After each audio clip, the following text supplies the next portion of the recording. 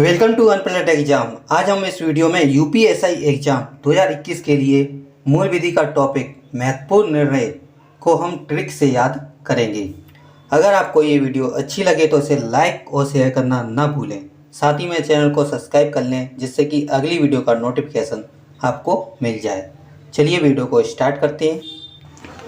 पहला है, वह मुकदमा कौन सा था जिसमें सरकारी अधिकारियों ने शिकायतकर्ता को मृत घोषित कर दिया और उसे अपनी मृत्यु के बारे में तब पता चला जब वह बैंक में एक ऋण अनुमोदन के लिए गया।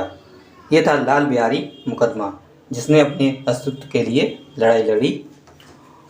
और इसको याद करने की ट्रिक है कि मृत घोषित कर दिया तो लाल जी क्या अपने जीवन से हार गए, बेहार। ओके।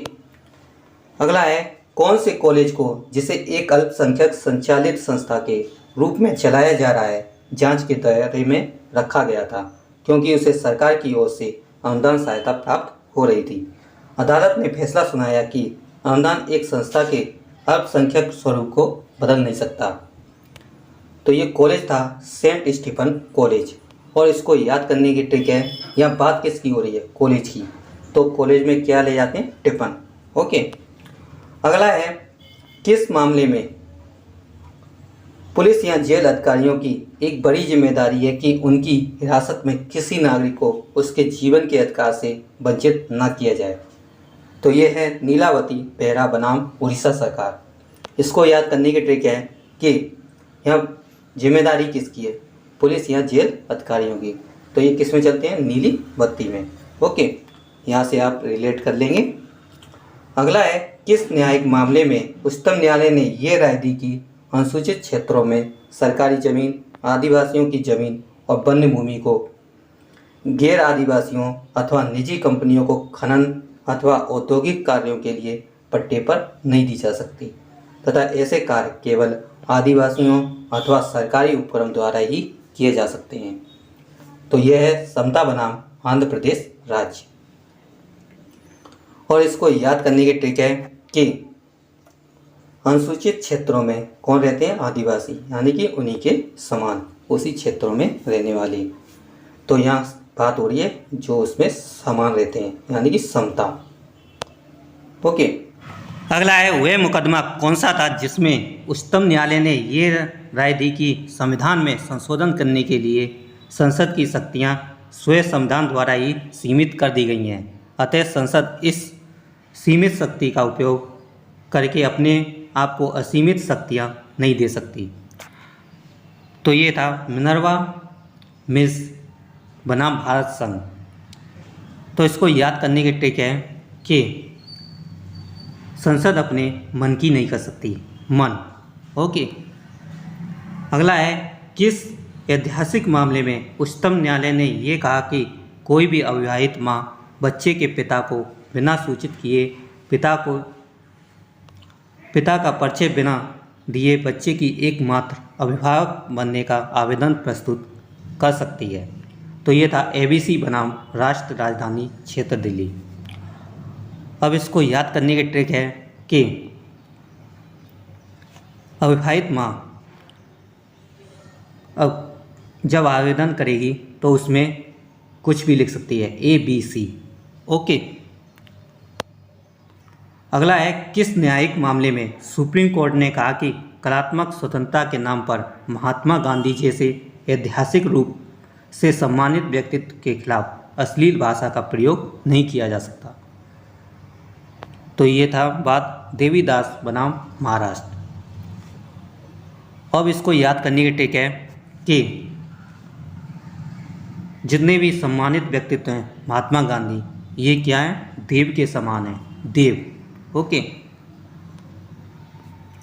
अगला है, किस न्यायिक मामले में उच्चतम न्यायालय ने ये माना कि पहली शादी के रहते हुए भी दूसरी शादी करना एक दंडनीय अपराध है, हालांकि इससे दूसरी शादी अमान्य नहीं होगी। तो ये था सरला मुद्गल बनाम भारत संघ। अब इसको याद करने की ट्रिक है, यहाँ बात किसकी हो रही है, दूसरी शादी की। ओके, यानी कि दुग्गल दूसरी। ओके, आपको उस ऑप्शन में मिल जाएगा, यहाँ से आप देख लेंगे दुग्गल। ओके। अगला है, इनमें से किस ऐतिहासिक मामले में सर्वोच्च न्यायालय ने भारतीय रिजर्व बैंक को सूचना के अधिकार के अधिनियम के दायरे में ले लिया? ये था भारतीय रिजर्व बैंक बनाम जयंती लाल मिश्र। इसको याद करने की ट्रिक है कि ये पहले सूचना के अधिकार से क्या था, मिस था, मिस। भारतीय रिजर्व बैंक सूचना के अधिकार से के अधिनियम के दायरे से बाहर था, यानी कि मिस था, मिश्र, जयंती लाल मिश्र। ओके। अगला है, किस न्यायिक मामले में उच्चतम न्यायालय ने यह माना कि बलात्कार या बलात्कार के प्रयास के किसी भी मामले में समझौते का विचार अवैध है? अतः उच्चतम न्यायालय ने ऐसे सभी मामलों में मध्यस्थता की संभावना को खारिज कर दिया। ये था मध्य प्रदेश राज्य बनाम मदन लाल, यानी कि क्या मध्यस्थता को ख़त्म किया था? मध्य प्रदेश। ओके।